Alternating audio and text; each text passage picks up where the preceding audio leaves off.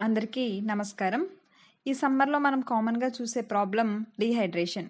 ఈరోజు మనం ఈ వీడియోలో డీహైడ్రేషన్ గురించి తెలుసుకుందాము. సాధారణంగా ఇది శరీరంలోని ఫ్లూయిడ్స్ అనేది లాస్ అయినప్పుడు డీహైడ్రేషన్‌కి గురవుతూ ఉంటాము. దీనికి ముఖ్యంగా 2 కారణాలు. ఒకటి మనం తీసుకునే ఫ్లూయిడ్ అనేది తక్కువగా ఉండడము. రెండవది అవసరమైన దానికన్నా ఎక్కువగా ఫ్లూయిడ్ అనేది బాడీలో నుంచి లాస్ అవ్వటం వల్ల ఈ డీహైడ్రేషన్‌కి గురవుతూ ఉంటాము.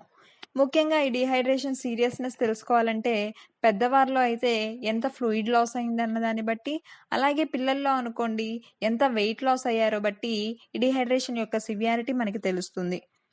సాధారణంగా ఈ డీహైడ్రేషన్ అనేది మైల్డ్, మోడరేట్ అండ్ సివియర్ 3 రకాలుగా మైల్డ్‌లో వచ్చేసేమో గొంతు తడారిపోవటము, థర్స్ట్ ఎక్కువ అవుతూ ఉండడం చూస్తూ ఉంటాము.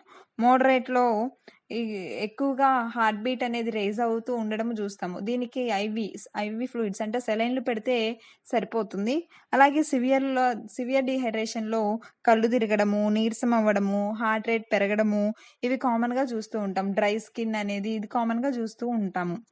అయితే ఈ డీహైడ్రేషన్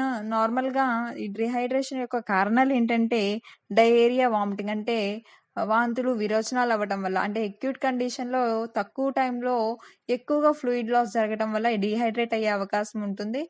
అలాగే జ్వరం, ఫీవర్ కండిషన్‌లో డీహైడ్రేట్ అవుతాం. ఎక్కువగా యూరినేషన్ అంటే ఎక్కువ సార్లు యూరిన్‌కి పోతూ ఉండడం వల్ల కూడా డీహైడ్రేట్ అయ్యే అవకాశం ఉంటుంది. ఈ డీహైడ్రేషన్ యొక్క లక్షణాలు, క్లినికల్ ఫీచర్స్, సింప్టమ్స్ ఏంటో తెలుసుకుందాము. చిన్నపిల్లల్లో అయితే నోరు తరారిపోవటము, దాంతో పాటుగా గొంతు ఎండిపోవటము, ఏడుస్తున్నప్పుడు కంటి నుంచి బయటికి కన్నీరు కూడా రాకుండా ఉండడము, తర్వాత చాలా చికాకుగా, ఇరిటబుల్‌గా ఉండడం చూస్తూ ఉంటాం. పెద్దవారిలో అనుకోండి తలనొప్పి, ఎక్కువగా దాహం వేయటము, తర్వాత డార్క్ కలర్డ్ అంటే డార్క్ యెల్లో యూరిన్ అనేది రావడము, నీరసము, కళ్ళు తిరగడము, తర్వాత హార్ట్ రేట్ అనేది పెరగడము, చర్మం పొడిబారిపోవడం ఇవన్నీ కామన్‌గా చూస్తూ ఉంటాము.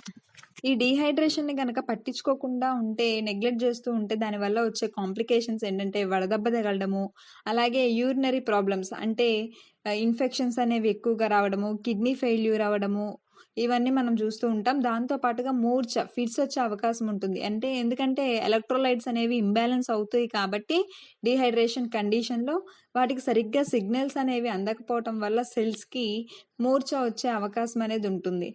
దాంతో పాటుగా షాక్ అంటే కోమాలోకి వెళ్ళే అవకాశం కూడా ఉంటుంది. దీనికి డీహైడ్రేషన్‌కి మనం తీసుకోవాల్సిన జాగ్రత్త చర్యలు ఏంటంటే ఎక్కువగా నీరు తీసుకోవడము, ఎప్పుడు హైడ్రేటెడ్‌గా ఉండడము, ఎక్కువ బ్యాలెన్స్‌డ్ డైట్ అంటే మనం